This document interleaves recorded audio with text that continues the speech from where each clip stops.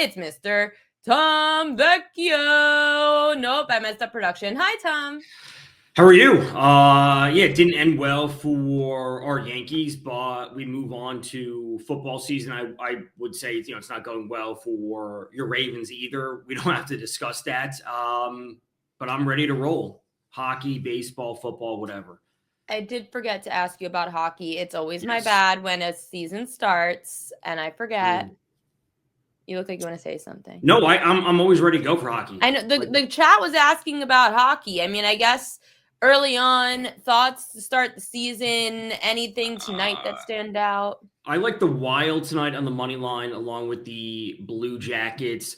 I will say I like Z Booyam for Calder Trophy, which is Rookie of the Year. The Rookie of the Year odds this year for NHL are really skewed, where Ivan Demidov is the favorite. He's like plus 180, and then the next players are 10-1 or 11-1. So there's a dramatic drop off. Like in any award market, if you have a player that's sub 2-1, and then the next grouping of players are all 10, 11, 12-1. It's almost a foregone conclusion that they think Demidov from Montreal is going to win. I don't see it that way. I think you can make an equally good case for Zeke Booyam or Jimmy Snuggerud on St. Louis. I would take a shot with one of those type of players. When looking at the futures market as a whole in hockey, any value on any teams that you see? I like Tampa to win the Atlantic. It's not a super long number. It's 2 plus 220, somewhere around there. But I think they are ultimately the best team top to bottom. I absolutely think Florida is going to make the playoffs, but Matthew Tkachuk is out until December or January, whatever it's going to be. Sasha Barkov is going to be out for many months with the ACL, MCL surgery he just had 10 days ago. And I think they will absolutely make the playoffs. But even if they were fully healthy, I think the same approach they had last year is what they're going to have this year, is they're almost going to ease off of things at the end of the regular season and say, let's be healthy. We have our spot secured. We don't need to win the division because we know how good we are. We can win anywhere, but let's be healthy and ready for the playoffs. The Maple Leafs are going to be weaker because Mitch Marner's not there. I think Tampa is the most complete team top to bottom. I don't think they'll struggle too much to keep things in control. For people that maybe want to dabble into the props market in the hockey world, maybe they haven't yet, what advice do you have for people for good prop markets to look at in hockey and how to handicap it? Shots are like total bases. Is the equivalent I'd make. It's like, okay, a player, he should generally be going over 2.5 shots. If he doesn't go over for multiple games, is it just like a slow stretch for him? Is he dealing with something? More importantly, is his role changing? And, digging into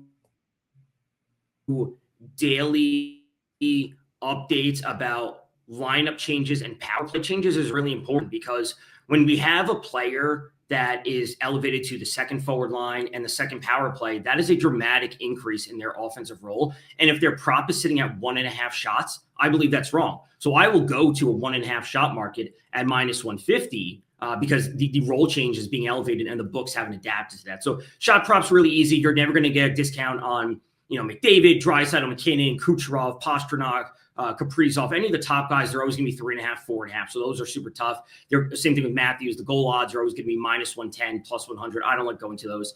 Power play points are interesting because if a player does score, these obviously you always get plus money on power play points, smaller unit on that. But shots on goal are generally the easiest way to go about it. I don't even bet hockey props, but I know I love the shots on goal market just from following you and a few other hockey cappers. So definitely everybody should take a look there. I know we have Thursday Night Football tonight. We've got Major League Baseball tonight. Yeah. I asked Will Hill the same question for baseball, and I'll ask it for you. How surprised are you to see the Brewers using Freddie Peralta tonight as opposed to saving him in case something goes wrong in a Game 5? I'm not that surprised. Like a part of me, my mentality would be like, go for the throat. Like anything happening in an elimination game, I'd rather go for the advantage now. And if you have to deal with a game five or any elimination game 5, 7, wherever it's going to be, it's going to be weird in its own right. So just because you have a good starter doesn't necessarily give you that advantage when it's all said and done. So I'd rather, go all chips to the middle now and go for the win. And if you have to deal with the consequences after, deal with that. But at the end of the day, you have home field advantage. So if they were at home now and playing on the road in Game 5, right, I don't think they would start Peralta if things were switched. Okay. And yet you still And I don't know if you bet this before or after that announcement, but you still like Brewers money line tonight. Yeah. Was that at a certain price? I like them at -120. I saw -119 when it's all said and done. Here's what it comes down to. When looking at Matthew Boyd on the other side, terrible last time out, was okay against the Padres. I think this is the end of the road for Matthew Boyd, not in terms of his career, but this season. I think attrition has gotten to him. And when you look back at his years, this is the most he's pitched in years. So he was at 179.2 innings in the regular season this year. Last year, 39. 2023, 71 innings. 2022, 13 innings. 2021, 78 innings. 2020, 60 innings. 2019 was the last time that he was over 100 innings up at 185. He's dealt with injuries since then. 179 innings is the most he's pitched in literally 4 years combined. And he was downright awesome for a large portion of the season. But I do think fatigue is getting to him at this point. So I'm betting against him. And frankly, the Brewers bullpen was fantastic yesterday. They give up 4 runs in the first inning, terrible, but none after that. So when it was all said and done, like, what do you want to draw away from that game? It's like, well, the Cubs scored and they won that game. It's like, hang on, the Brewers barely lost that after blowing up in the first inning. They had a chance to win that, and they held the Cubs scoreless for 8 innings. So, like, what are you drawing from that? I'm drawing from the fact that now the Brewers have still a great bullpen and by far the better pitcher on the mound. The first game of the night is going to be between the Dodgers and the Phillies. Do you have any leans there? I don't. I would take first 5 under between Glasnow and Sanchez. I think they're both good. This is Glasnow's first start since the end of September, since he came in relief back in, was it game 1 or 2, whatever it was. But this is his first start in a while. I would just lean unders when it's all said and done. Sean Michael wants to know, does Tom like Scooble? I am a Scooble truther when it's all said and done. He's on my fantasy baseball keeper team, as he has been for, I think, coming on 3 years now. So I bought into him when he was injured, and I picked him up, and I've been holding him since. So I am Scooble's #1 supporter. Strikeouts, outs, whatever you want to be, it's all Scooble in game 5. So you like the Tigers to win tomorrow? I'm not saying I like them to win. I like Scooble's props if they're all reasonable. But I don't know. I don't care who wins that, honestly. I think either team would be good to see. His K props 8.5 juice to the over at -160. That's crazy. 160. I wouldn't play that. Okay, no. So I wouldn't play 8.5 minus. But that means that they expect him outs wise to go very deep. Right. So he was at close to 100 pitches, if I remember, in the game that was on Sunday night. But he should be like, there's literally no reason to pull him. Even if you get to the 6th inning and he's given up 3 runs, he's better than what you could potentially have out of the bullpen. And I would take Scooble at 80 pitches, 90 pitches going into the 7th inning, the 8th inning, whatever it is. There's no reason he shouldn't be out there. Shortchanging the Cy Young winner in an elimination game is a wrong decision. The Tigers' bats is what concerns me about them, because if I had to go with, okay, if the Tigers are hitting like normal, then I would be all in on the Tigers tomorrow. Of course, the Tigers are favored with Scooble on the mound. Right now it's -138. Seattle says TBD for tomorrow. But the Tigers' bats are what scares me. Yeah, I think it has to be. It's nice that they've shown life recently. It's like, I'd rather have them show. But so did the Yankees in game 3. Like, you're overall in the playoffs, the Tigers' bats have flamed out outside of that one game. Yeah, I mean, that's certainly an argument to be made. I do like the fact that they've come alive in the most recent game rather than fading. Like, they are coming in with momentum, at least when it comes to the bats. That's all I would say. No, I want to like the Tigers. I really do. But I do. ZB Miami asked a question. I think he meant this about the Dodgers Phillies tonight. Do you like the first inning under? Yeah, I would take unders in everything. And between today and tomorrow, there's 3 games. I would take first inning unders in all of them, and you just hope that 2 cash, and you just come out net positive. That's how I play it. Same thing with first 5 unders, whatever it might be, just all unders, as many as possible. And in regards to Craig said, yes, I did see Kirby as well. I'm just saying FanDuel says TBD still, but I know MLB Network said Kirby was the one slated to start tomorrow against Scooble. I think it's a close matchup. I'll be honest, I wouldn't be surprised if once he does get officially announced that we get a little bit closer, it's at plus 118, the Mariners I'm seeing on at least on FanDuel. If he gets closer to plus 100 by game time tomorrow, I'm not going to be surprised. Yeah, I mean, listen, the Tigers are definitely a pretty heavy favorite right now. Switch over to NFL real quick. Devontae Smith, touchdown at plus 250. Yeah. How come it's Devontae Smith? Realistically, you could play both of them, and that being Smith and AJ Brown. Brown is at what? He's still plus 190 for a touchdown. He's plus 190. So he's plus 190. Smith is plus 250. Again, I would play both of them, and then as long as one of them hits, you're net positive. Like, you're going to come out positive. And realistically, if Hurts is throwing a touchdown, it should be going to them. I specifically like Smith, though. His target share is slightly lower compared to A.J. Brown. He's at 23%. Brown is at 27%. But the red zone target share, he's up at 35%, and A.J. Brown is at 21%. Dallas Goedert is also at 21%. Saquon's at 14%, at least from a passing in the red zone.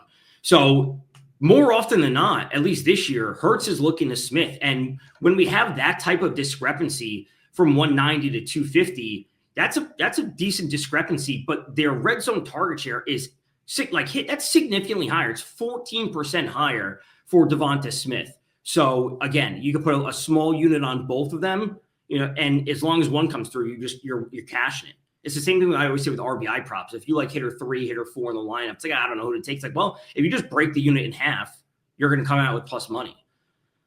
I was going between the two of them for a longest reception prop. For a longest reception, which I'll talk about in a little bit, AJ Brown in prime time actually, and on the road had better numbers for longest reception. I don't know about anytime touchdown. So that was kind of my differentiator of who does better on the road in prime time. So I'll say this. So AJ's had a down year so far. Yeah, he is. His A dot is 10.8. Smith is at 9.2. And if you look at CROE, which is catch rate over expectation, AJ Brown's actually at negative 8.48%. So he's caught fewer balls than he should. So again, I'm also AJ Brown truther. I've had him on my dynasty football team forever since he came out. I've had him since he was on Tennessee. So I want AJ Brown to succeed more than ever. It's tough for me to bet on him when he's struggling, can't be invested in multiple ways. I agree. Anytime touchdowns for the weekend, because I have my contest with Kelly, the touchdown survivor. Yeah. I'm still alive in 6 entries, so I need some help. I picked one out today. I bet it. I've yet to tweet it, so I guess I'm giving you guys the first exclusive look at it. If you guys watched all the games last weekend, there's one very clear answer, at least in my mind. Wide receiver that hasn't scored yet.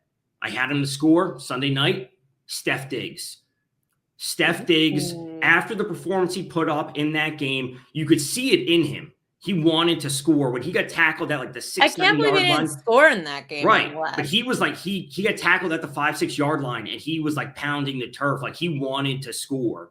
So this week going up against the Saints, they're gonna absolutely take care of the Saints. But Diggs is yet to score. His red zone target share is slightly lower compared to Hunter Henry, but Hunter Henry has scored this year. Diggs has not. He gets his first one of the year. I like it. I'm going to put that into some of those survivors for sure. Some others in the chat, they want to know about tonight. Theo Johnson, Saquon Barkley. I think I wouldn't play this. I mean, I don't play minus odds. Saquon probably so juice. Yeah, I thought he was minus, what is he at right here? He's at minus 155. I personally don't play minus odds touchdowns. I will say if you want to just take Saquon and throw him with the Eagles money line in an SGP, that's just very straightforward. That's how I lost. The only bet I lost in the Super Bowl. Oh, no. Oh, that's rough. But Theo Johnson's fine.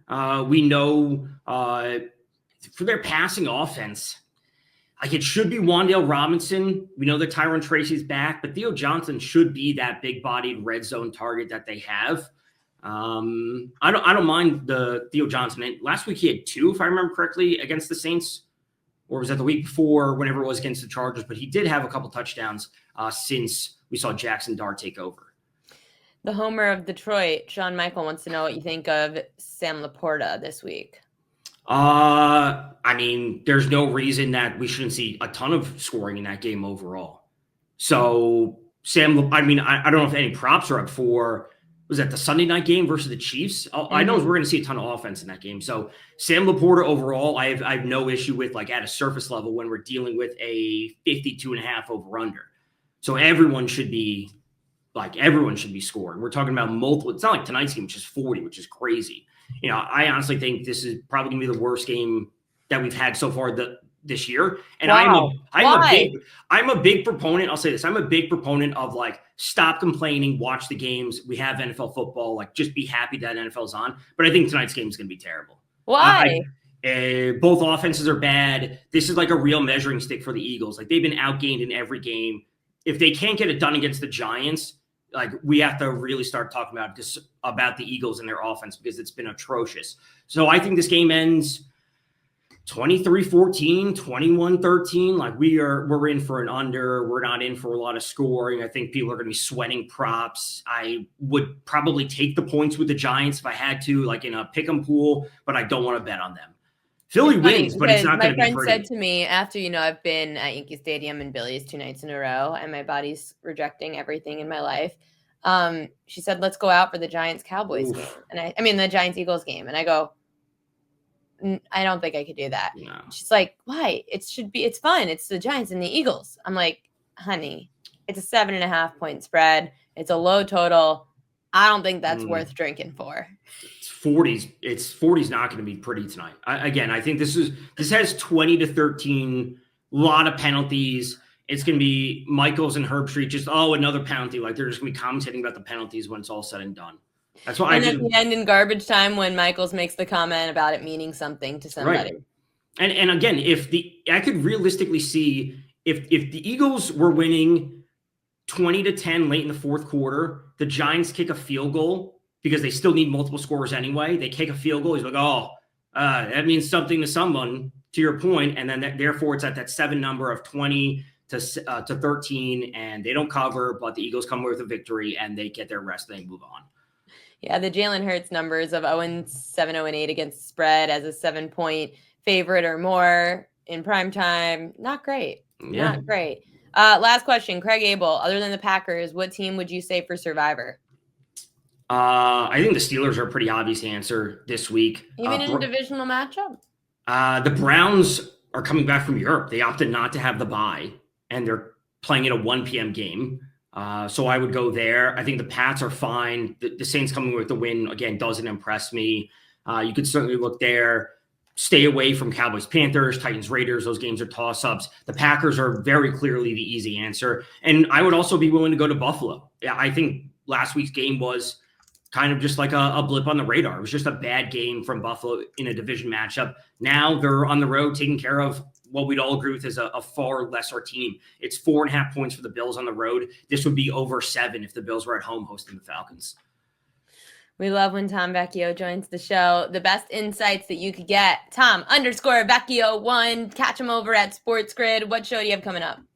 I'll be hopping on, do the pregame show. I'll be hopping on at halftime tonight. I'll be on tomorrow morning at 7:44, and then Sunday night football.